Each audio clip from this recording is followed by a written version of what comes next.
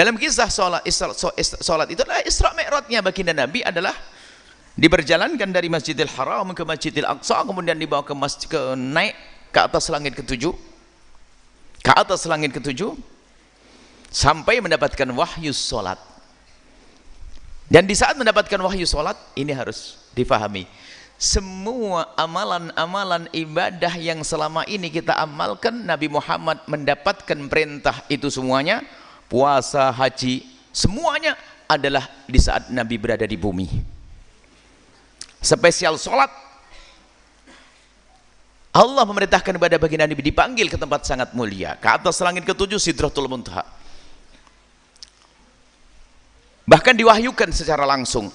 Nabi diajak dialog oleh Allah secara langsung. Dan ternyata memang sholat itu adalah seolah-olah, dan harus kita sadari kalau kita melakukan sholat seperti kita Isra Mi'raj. Karena dalam kisah Isra Mi'raj itu bagaimana kita? Nabi Muhammad berdialog dengan Allah. Tapi yang harus dipahami masalah dialog ini, jangan sampai kita salah memahami. Mendapatkan wahyu sholat, dan ini adalah saat yang terindah bagi baginda Nabi Shallallahu Alaihi Wasallam. Sehingga di dalam ayat itu sendiri kan subhanalladzi asra bi 'abdihi, maha suci Allah yang telah memperjalankan hamba. Ini gelar yang paling disukai Nabi, gelar hamba, seorang hamba. Lihat, di saat Nabi diangkat tinggi-tinggi, tapi cara menggelarinya disebut dengan seorang hamba. Maknanya apa? Nabi memang seorang hamba, tapi sangat-sangat mulia. Tapi Nabi setinggi apapun pangkat beliau adalah seorang hamba, yang harus kita pahami itu. Baik, kemudian diberi wahyu namanya sholat. Dan sholat itu kalau kita perhatikan adalah setiap kali sholat kita memperbaharui, sebab kita tuh sering lupa. Sehingga yang meninggalkan sholat itu akan semakin jauh kepada Allah. Karena apa? Nggak diperbaharui lagi. Sebab di dalam sholat itu kita seolah-olah memang berdialog dengan Allah. Sholat itu adalah sangat spesial kita dengan Allah. Kalau dalam sholat itu kan digambarkan begini loh, kurang lebihnya itu gambarannya tuh Nabi berdialog dengan Allah. Dan dialog itu digambarkan dalam tasyahud kita. Kalau kita bertemu dengan sesama manusia harus ada salamnya, salam penghormatan kepada sesama manusia. Assalamualaikum, assalamualaikum, assalamualaikum. Tapi bagaimana salamnya seorang hamba kepada Khalik sang pencipta? Lalu bagaimana salam kita dengan Allah? Apakah assalamualaikum ya Allah? Masa assalamualaikum ya Allah? Karena Allah adalah assalam. Dalam asmaul husna, assalamul mu'minul muhaiminul aziz, assalam, zat yang memberi keselamatan, assalam. Dan juga keselamatan dari Allah. Bagaimana assalamualaikum ya Allah? Tentu tidak seperti itu. Maka diajarkan pada baginda Nabi, salam seorang hamba kepada Allah adalah yang kita setiap saat membacanya dalam sholat adalah at-tahiyyatul mubarakatus salawatut thayyibatu. Itu adalah at-tahiyyat, salam, salam. At-tahiyyatul mubarakat, salam, salam yang penuh berkah. At-thayyibatu yang bagus, bagus sesungguhnya. Al-mubarakat yang penuh berkah, mengucurkan keberkahan untuk kita. Jadi dari tahiyat kita, salam kita kepada Allah menjadi sebab dikucurkan keberkahan dari Allah. Itu adalah salam yang hanya lillah, untuk Allah. Jadi kalau kita mengucapkan at-tahiyyatul mubarakatus salawatut thayyibatu lillah, hendaknya kita sadar kalau saat itu kita bersalam kepada Allah. Harus itu. Kliknya di situ. Kesadaran bahwasanya kita lagi dengan Allah. Nah ini, makanya sholat itu mengasah ikatan kita dengan Allah. Maka yang tidak sholat semakin jauh dari Allah. Kemudian dalam tasyahud sendiri, makanya ibadah dengan tasyahud. Setelah kita mengucapkan salam kepada Allah, maksudnya mengecek kembali urusanmu dengan Allah itu seperti apa. Dan ibadah sholat, ibadah spesial antara kita dengan Allah. Ternyata luar biasa. Setelah kita lagi khusyuk-khusyuknya kepada Allah, kita harus ingat dengan manusia mulia yang bernama siapa? Baginda Nabi Muhammad sallallahu alaihi wasallam. Baginda Nabi sallallahu alaihi wasallam. Sehingga setelah kita salam kepada Allah, kita hendaknya bersalam kepada siapa? Rasulullah. Kalau tidak salam, enggak sah salat kita. Setelah at-tahiyatul mubarakatus salawatut thayyibatullah, assalamu alayka ayyuhan nabiyyu wa rahmatullahi wa barakatuh. Anda harus sadar, ini menunjukkan begitu agungnya Rasulullah. Di saat kita lagi khusyuk kepada Allah, ternyata kita harus menoleh.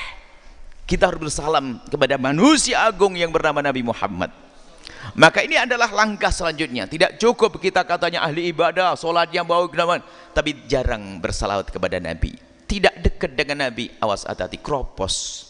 Sehingga disuruh para ulama kita lihat, mendekatkan kepada Nabi, banyak memperbanyak solawat, menjalankan sunnah Nabi. Sehingga acara-acara yang dihadirkan para ulama kita, ada maulid Nabi SAW dan seterusnya, tidak lain adalah memantapkan hati kita dengan Rasulullah, agar di saat kita melakukan solat, lalu kita mengucapkan assalamu alayka.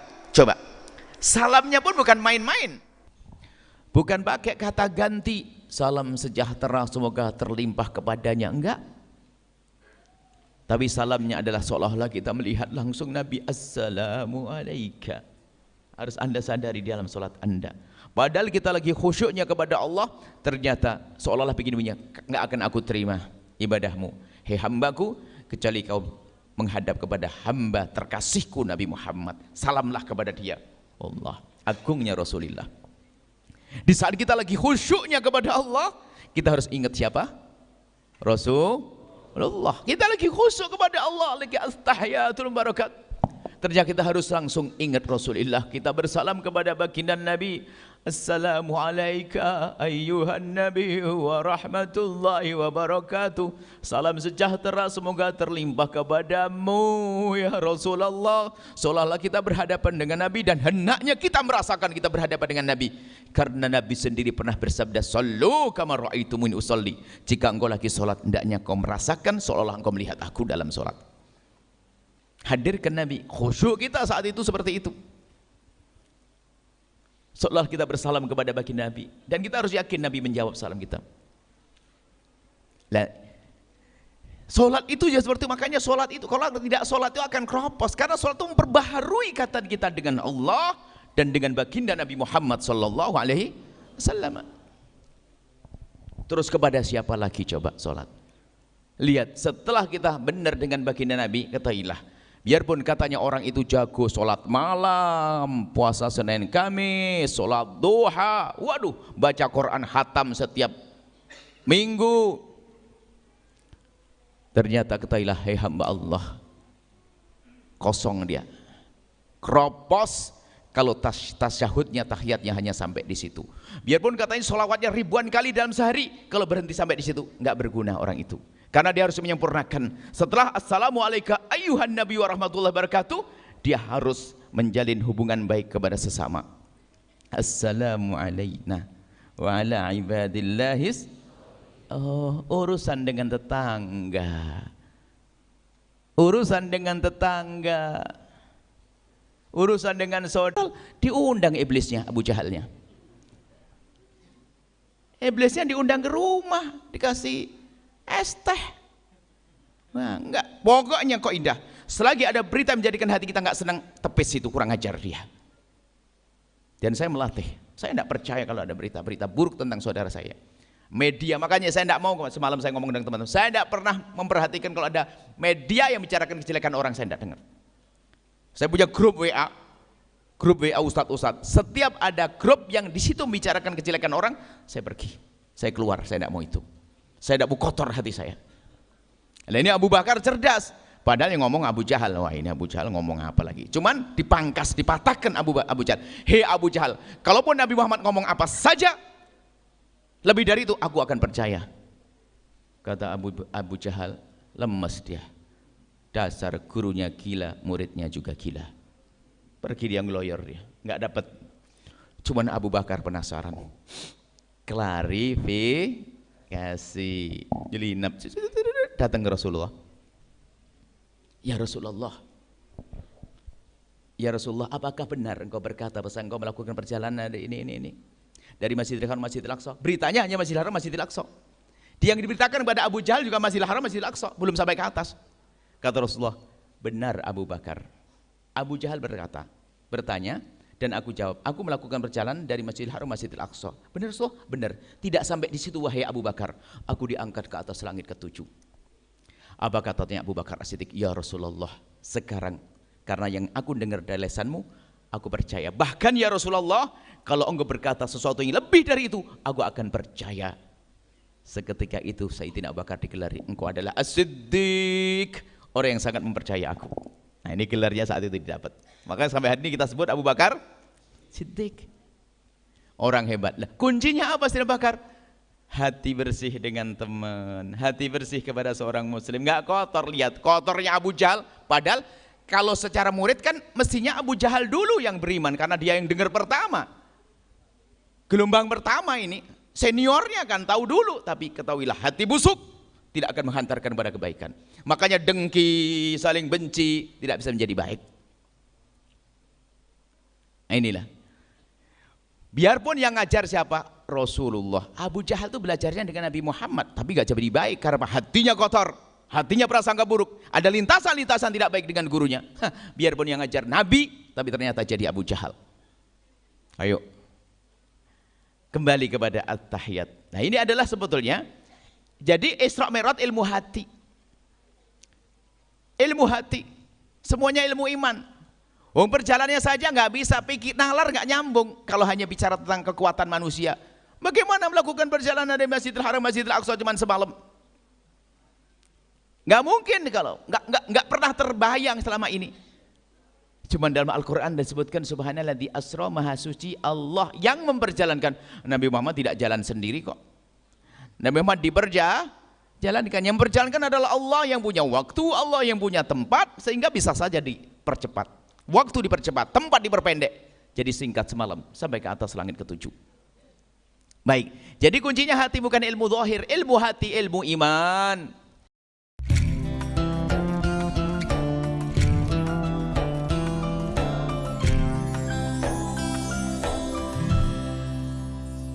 Sahabat Al-Bahjah TV, setelah menyaksikan video ini, jangan lupa bersolawat kepada baginda Nabi Muhammad. Shollu ala Nabi Muhammad. Allahumma sholli alaihi wa ala alihi wa sahbihi.